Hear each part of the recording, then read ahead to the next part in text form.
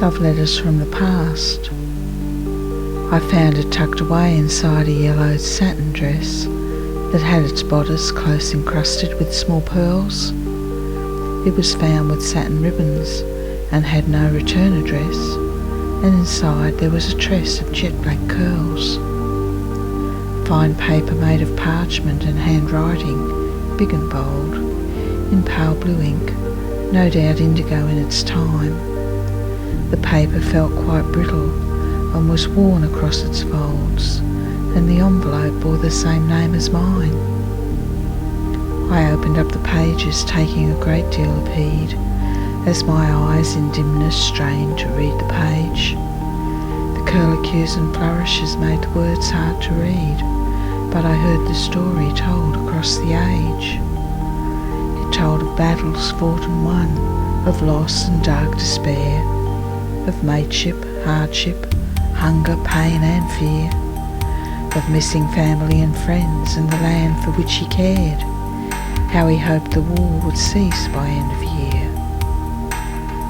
The letter told of love undying.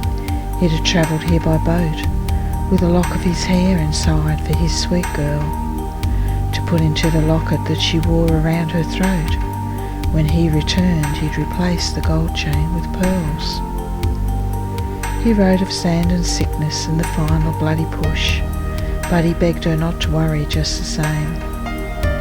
For he was an Aussie fighting man, a tough man from the bush, and a crack shop with a rifle.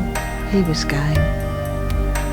He said he could stand anything if he knew she was there, waiting for him at the gate when he returned. Please give his love to family and give his mum a hug, and tell them for the country he still yearned. Ask Dad to put Sweet Nellie to the stallion this May. I'll be needing a new horse once I return.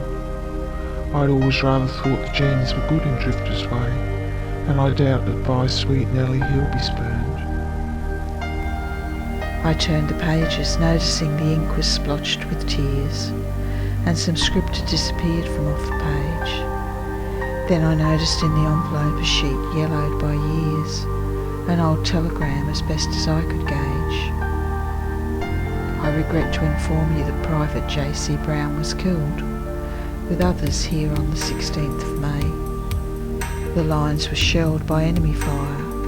Not one of them would yield. He died instantly at Flanders Field today. John always did his duty, and I hope that makes you proud. The company and CO sympathise with your loss.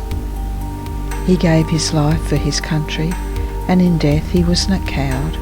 He is buried neath a simple soldier's cross. I looked a little further, found a soft red velvet pouch, with a glint of gold deep hidden in its depths. It was my great-aunt's locket, with his picture still inside, and a poem that she penned there as she wept. He lies buried in the fields of France, they left him where he fell, and my heart is buried with him over there. No other man will have my heart, there will be no chapel bells.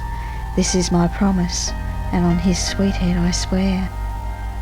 I'll take the foal that Nellie bears and ride the hills of home.